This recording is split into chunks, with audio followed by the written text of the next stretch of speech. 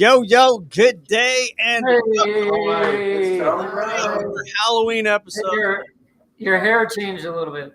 Yeah, right, I had to get all decked out for the Rupes team. I got my earrings on, I'm looking fly for Halloween, so it's right. good. My mini Rupes with the yellow system. So, So good morning, everyone there. I have never had a podcast with this many people on it. This is awesome. Yeah, you got the whole team here. This is our global technical team for Rupes. We're represented by many different countries here. well, and that's one of the things that is really cool, right? Before you guys got on, I asked the question, how many representatives from different countries did you have? And Todd listed them off. What were they, Todd? Because I got a couple of them. Well, we have USA, Spain, Portugal, Italy. Florida. Where are you, Sarah? Everywhere. Florida, Colorado, those countries. Prentice, USA. Carlo in Italy. Gabriele, Italy. Ricardo, Italy.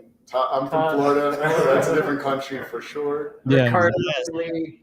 And then Central Asia, all the stand countries. Wow. That is super cool. I think one of the things that I really appreciated, if you guys didn't catch it, Rupes had a huge announcement on Tuesday. No, really? Yeah, Yeah. a huge announcement. And the thing that I really appreciated is that it started out in Italian, right? Yeah, the owner, CEO of the company's on there. He's talking about the history. I loved that they tied in that, the past builds the future.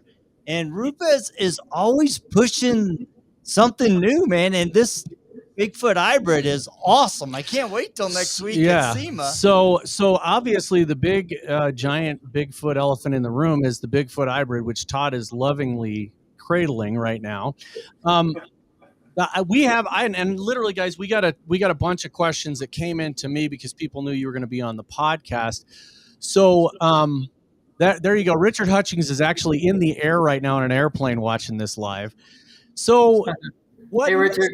What makes the hybrid technology so good? Because just from the video we're watching, the sound was different, the vibration. What do we got? Why is it the way it is? Yeah, well, in the world of cordless tools, the thing that makes the hybrid technology stand out is that this tool, along with our whole family of hybrid tools, can be used either corded or with the battery power, right? So the portable power. The limitation traditionally is battery technology. We're all handicapped by the technology, and we've seen one movement in the market. We're not going to say it's the wrong movement or the wrong direction, but it's to put heavier, more powerful batteries on to drive the tool. And what Rupes did is completely innovative this is a brand new tool from the ground up. Every part of this is completely reimagined, but the idea is to maximize the performance and to meet or beat current market expectations without having to go to a heavy, powerful battery that throws off the balance of the tool. I think one thing that Rupes has established over the last 10 years at a minimum is that anything we do is going to be ergonomic, comfortable.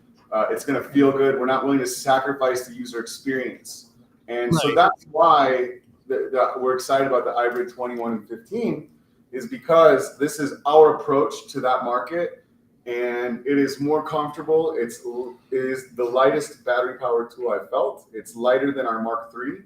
And instead of losing torque, we actually went the opposite direction. It's very powerful. And this thing rips. Yeah. So it's not throwing a battery on the back of an existing platform. It's redesigning a platform so we could maximize current battery technology.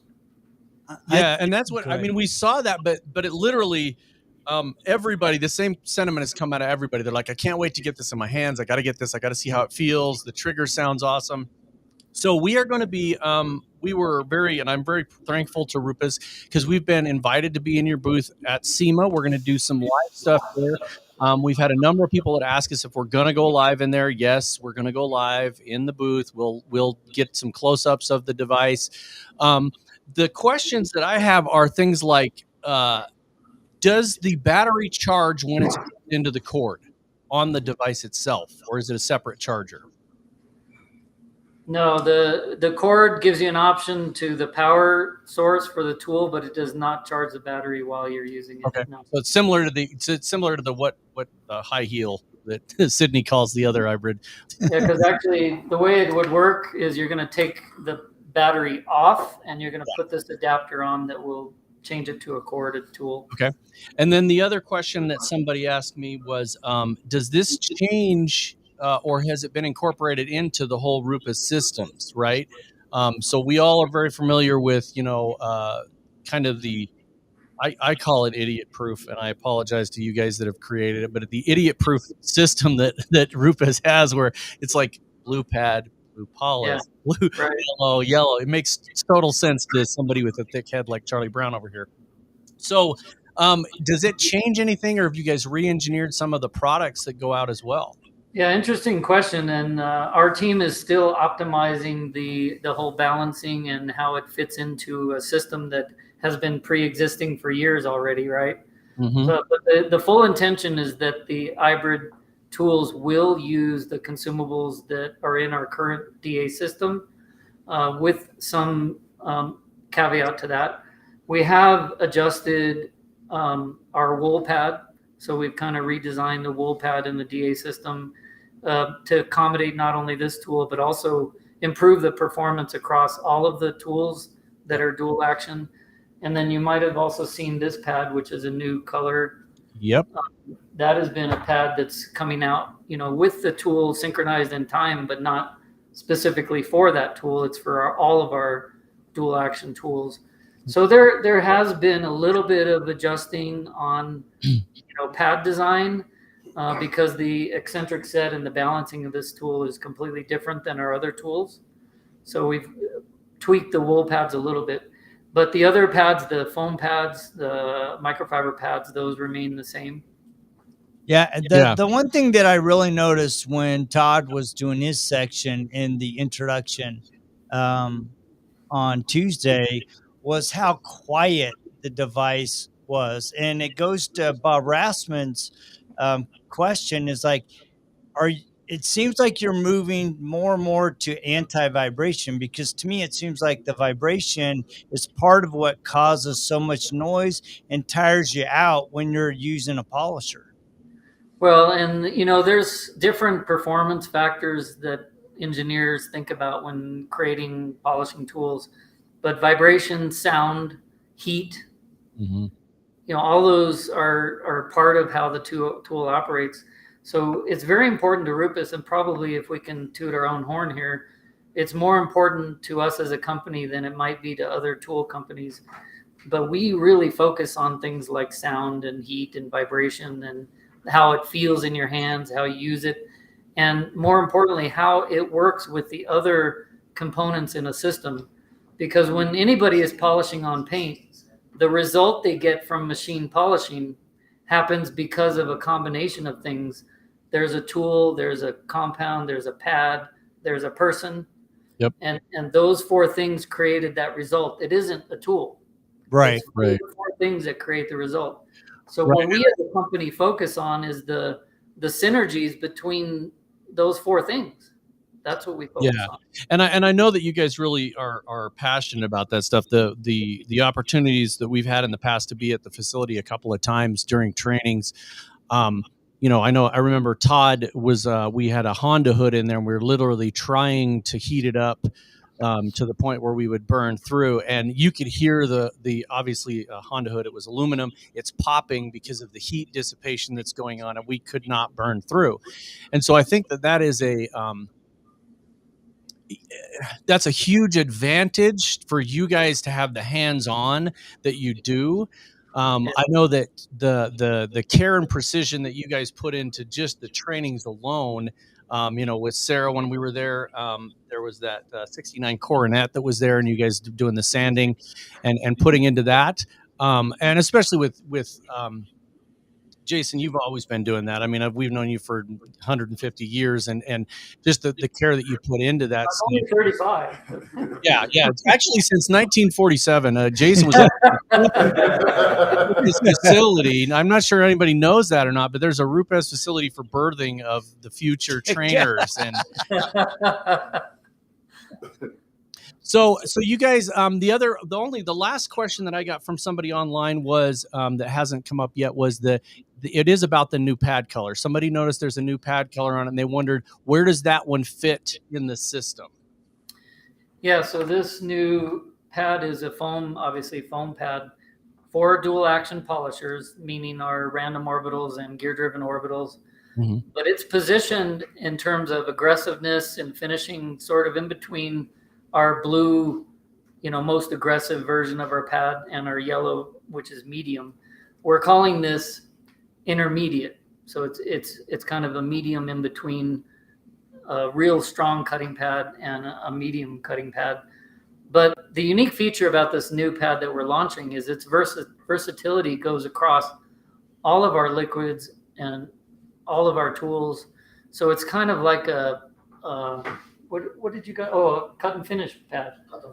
So a cut and finish pad that it can remove defects but leave the finish in a wax ready or a sealant ready state. Right. So all of our team, we've been working on this pad for a couple of years, and we're really excited about this performance because I'm not going to speak for you guys, but we're all excited about this pad.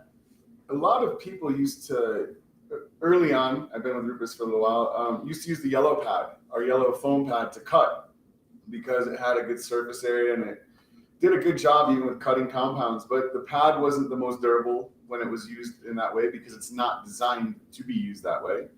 But really, this new blue pad is a little bit less aggressive than the existing blue pad, but it takes all of those characteristics that people love about the yellow pad and amplifies it into a cutting pad.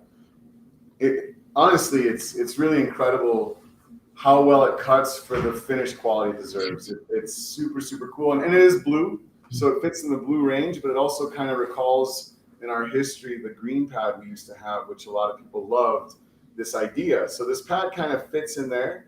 And as Jason mentioned, and it kind of plays back on what you guys had said about a system, this pad kind of exists in its own world. It's definitely blue. It's definitely a cutting pad, but we have tested it with every one of our polishing liquids and including the Uno line, and the results have been incredible. So it really is our next generation of foam pads. So that brings up something that I Jason, you mentioned this all the time. There's a lot of people I think that kind of had to stop talking when you say this, but when you mention that products are designed for a specific amount of time for the abrasives to break down and to do their job, I think a lot of people in the industry that have been have not maybe been formally trained or have just kind of done their own thing kind of have to stop and go, I'm going to go ahead and stop doing like 10 passes with that compound because I'm doing nothing, right? All we're doing is loading up the pad. All we're doing is wasting time, really. And so with some of the compounds you guys have in the 60 seconds that it is designed to do, how does that differ with the kind of the Uno products that start as one and finish as another? Is there a secondary time in that? I know I'm kind of nerding out on the product for a second, but like 60 seconds for the abrasives to break down, and then how long until you're really doing nothing with the polish? Yeah, it's a fair question, and you're right to ask this because the Uno products are a little bit different than the other compounds and polishes that are dedicated to a certain tool movement. Whereas Uno for us is a sub-brand that means any tool, any pad, it's a finishing product that's very versatile. But first I want to correct some of your terminology. Please do. So chemists can, like dials on a radio, they can adjust the cycle time of any compound or polish. But it does not have to do with anything connected to the behavior of the abrasives in the compound. So when you say it diminishes down in 60 seconds, that's not actually accurate. The abrasive behavior is something completely different, and it has its own cycle time. But the application of the product is the cycle time we're talking about. Okay. And we have, for consistency and training and education and peak performance, we've tuned our system for that 60 seconds or less. And I say less because the softer the paint is, the less cycle you want to apply. Right. And many people overwork soft paint. Mm-hmm. But 60 seconds is kind of like the maximum. And if you overdo that, you're correct in what you said, that you're just kind of wasting time with our system. But you also, more importantly, could hurt your finish if you overcycle. Yeah. And we saw that a few weeks ago in Indiana. It was a black Lexus, and it had been a repaint, and it was really soft. And so the people we hit it with a really kind of an aggressive compound, and it just hazed really bad because we were overworking it. It wasn't that it needed that. It needed a softer touch, if you will. So I appreciate that. So then in the back to the compounds that start and then finish, right? Like an Uno type of. Oh, yeah. Sorry. That was your original question. So Uno Protect, Uno Advance. I'm talking about those parts of the Uno family. Uno Protect, Uno Advance. They have an application cycle that is very variable, and it's a decision made by the user. So for example, if you just want to slop that product on and you're spreading wax and you do not have the expectation of slowing down and removing defects like a compound would, the product can be used that way. You're just spreading protection on the surface. Okay. So in that case, it's a very quick application time, very fast cycle. You're literally fast arm speed, fast application, 10 seconds, right? Yeah.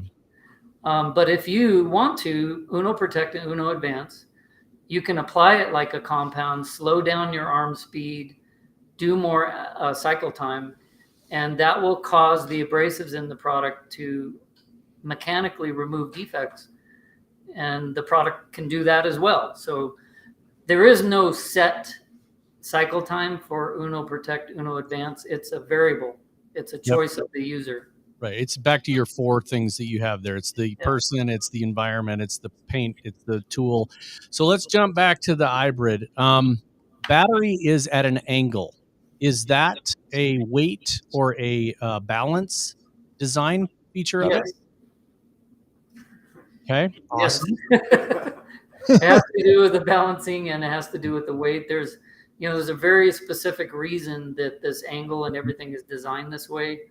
The tool's performance depends on that angle, actually. Yeah, absolutely. That's what I think the assumption was. And then the biggest question I think people have is, which I sent you the other day and you wouldn't answer, is when does it go? When does it hit the market? When does it hit the market? I mean, it around about Soon. Yep.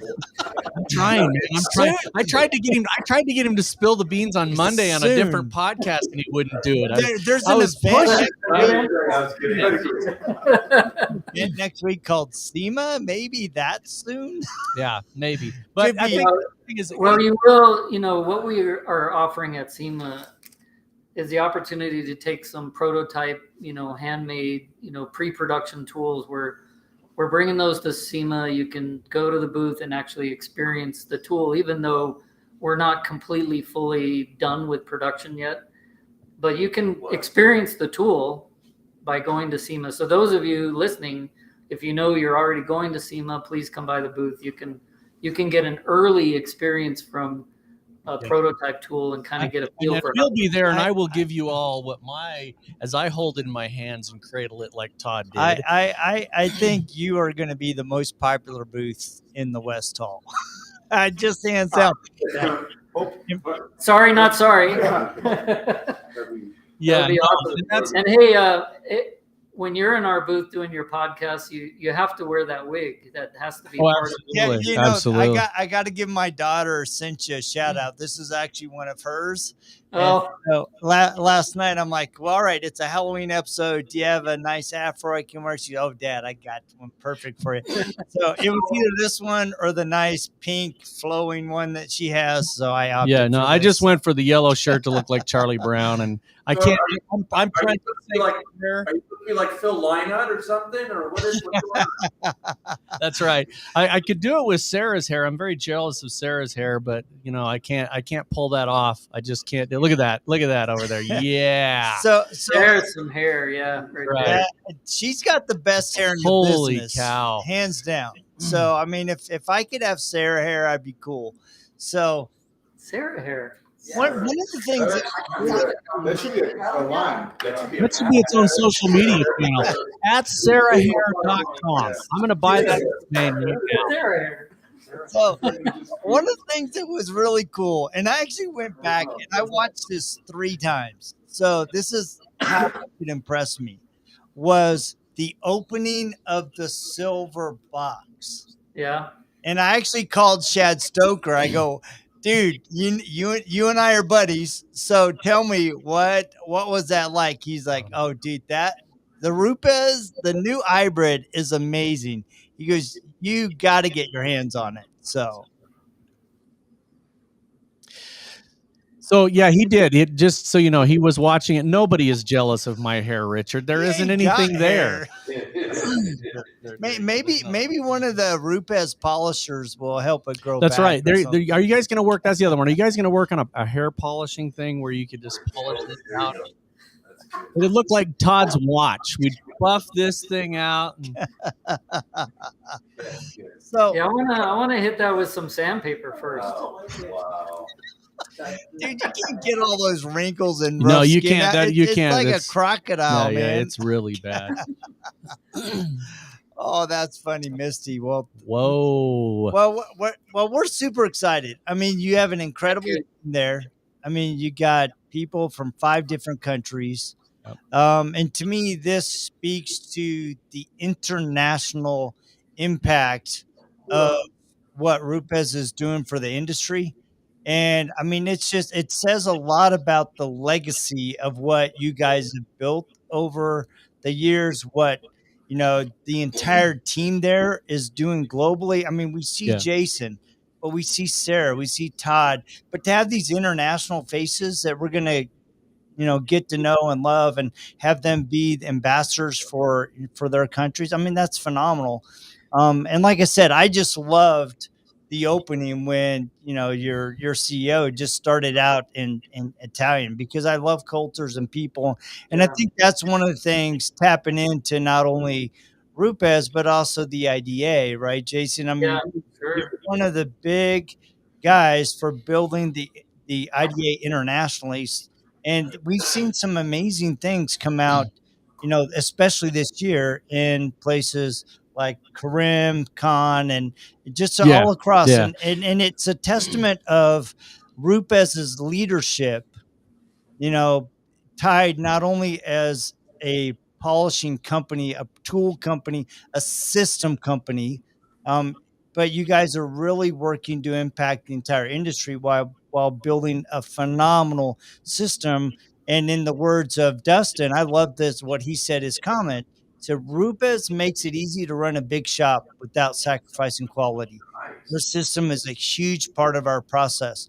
And I think people underappreciate the power of a system, and that's really what you guys bring to the market. So everybody needs to come by the booth at SEMA. I know you guys have a hard stop at 30 minutes. We got about 6 minutes left. My personal thing is I really appreciate the kind of the open arms that you guys have shown the entire industry, but us personally. I mean, you guys have let us come in there. We've been in your offices. You let us run through the facility. I've gone through 2 trainings there that were phenomenal. And the care that you actually give to people, that you want them to learn. You want them to actually learn how to use the system. And whether somebody connects better with Prentice or Todd or Sarah or Jason or, I think that is just a real testament to the company. So thank you guys for being so open to the whole industry. You guys are super generous. Some of the stuff you guys do in the background that nobody knows about is incredible. Yeah. You know, Yes. and I really personally, on a personal level, I really appreciate the stuff that you guys do. For everybody in this industry, there are people that are huge fans of yours. I remember years ago that we had a hat that was a giveaway, and there was one person that just really wanted the hat that was signed by Jason Rose. Man, he came by the booth like 17 times. I got to win that hat. I got to win the hat. And surprisingly, he actually won the hat. But yeah. The easiest way to win anything from Rupes is say you want it signed by Jason. Well, that is. I mean, we've actually had several of those. So you said that we were open with the industry, but the truth is the industry is also very open with us. Yes. We are a result of the industry. In that launch video, Marco Dinka, who just left The Godfather of Bigfoot, said it perfectly, that the end user and the consumer is the inspiration for what we do. Yeah. What makes Rupes unique, without going off too much, is really this is what we do. We make things smooth and shiny, and we control every aspect of it. We do the pads, the compounds, the tools, and even going a little bit further and saying something behind the scenes, because in the U.S., obviously you've mentioned names that people know about us in the U.S., but our global team, some of the gentlemen that aren't here with us today and everybody sitting around me, are equally as good and as passionate and amazing. And we are, what you see in the US is just a result of everybody behind us that you guys just don't get to experience, but luckily the rest of the world does.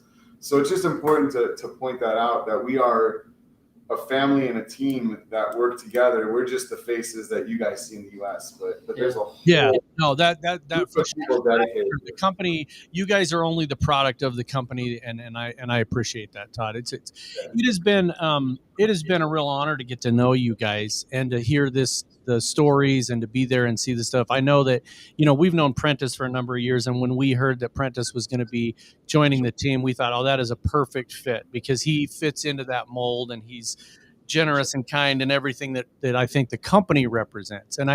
So I appreciate that. Well, and I would say this: if Rod ever fired me, Rupes would be the first company I'd reach out to. So, well, you got the hair. You got the hair, man. You're there. I mean, first rejection letter. That's awesome. Well, thank you guys so much. We know you guys are super busy. Guys, if you want more, please come next week to SEMA. We're going to be bouncing. We will be in the Rupes booth. It is booth 52171. So make sure that you drop by. And thank you, Jason, for bringing your team. Todd, Sarah, everybody from Italy, you guys talk too much. Spain, you gotta quiet it down. All those people from outside the U.S. and Sarah, you got it, man. You skated by. So thank you, everyone. Yeah. Thank you so much. You guys have a great day. We'll see you in a week. All right, thank you. Ciao. Ciao. Hasta luego.